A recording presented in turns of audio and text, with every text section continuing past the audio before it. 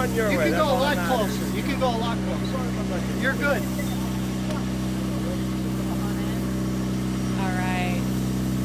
All right, thanks you guys for joining us here on this Sunday afternoon. We're at Jackson and Merrifield here in the Kaiser Avenue, Kaiser Valley section of Scranton.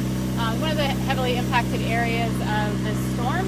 As you all know, this came fast and furious last night and took everyone by surprise. But we are so fortunate in the city of Scranton to have an excellent fire department, an incredible Department of Public Works, a police department that was all over the city last night and will continue to patrol this evening when more weather comes.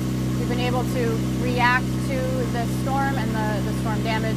We've been out all day. We've got DPW crews in the most impacted areas that you'll see if you drive around. You'll see them kind of pulling up those rocks, that debris, that mud.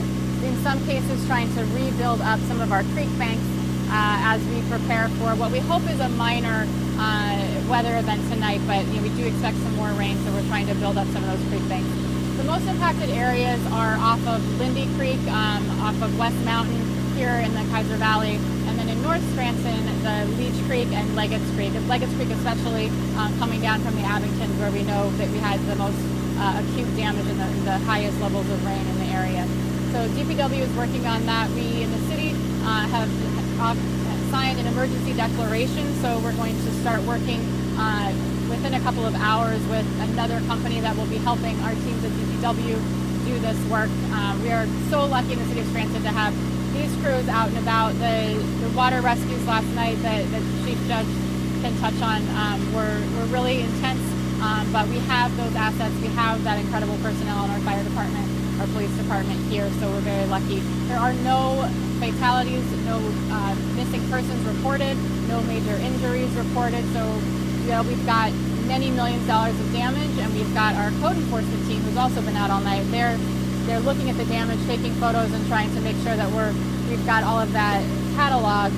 We can be very, very thankful that we don't have any of those, no persons are impacted, no people have died that we know of. We don't think that has happened. So we'll continue to work on the damage, and we'll continue to assess.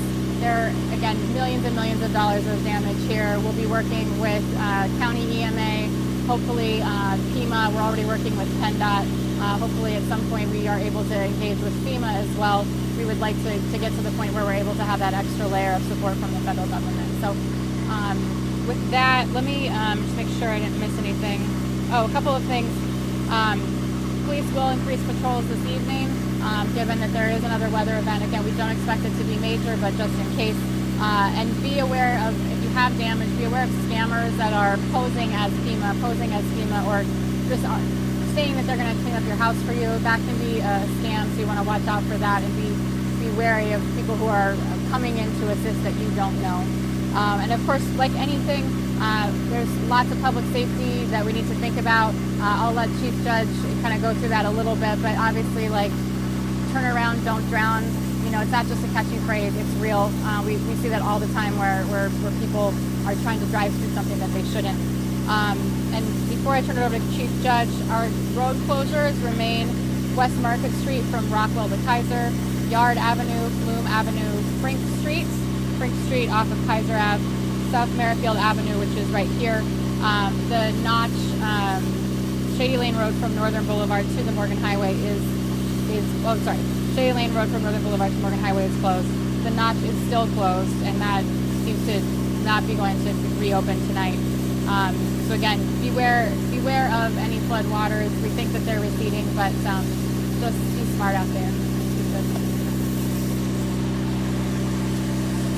So early this morning, we basically moved from a rescue phase, which we were engaged in overnight, into an initial damage assessment. And with our partners from Lackawanna County EMA and FEMA, we've been in contact with them today. And like the mayor said, code enforcement is out doing our initial damage assessment so we can catalog that.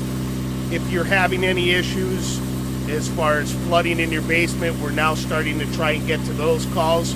We were handling the priority calls before then. You can call the non-emergency number at Lackawanna County Communications Center, and they'll stack those calls, and as we're able to get out there, we can assist with any flooding that's occurring in basements. So that's pretty much where we're at right now. Sitting here at Merrifield Avenue, we'll have crews on scene, at least from police and DPW's flood control personnel and UGI, just making sure that as that water recedes down that we don't have any gas leaks or any power problems in this area. We have controlled the gas to the area. UGI remains on scene and will remain on scene until we're able to pump the remaining flood water out and then continue to assess if they have any leaks in the area. That will take any questions that you guys have.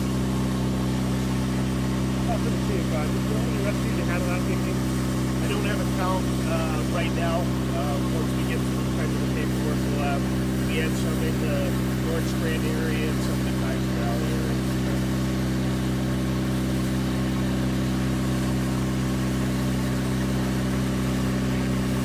Thanks you guys for coming out. Hopefully tonight is a non-event and we won't see you back in a few hours.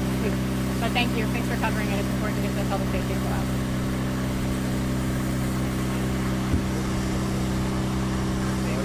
A lot of yellow.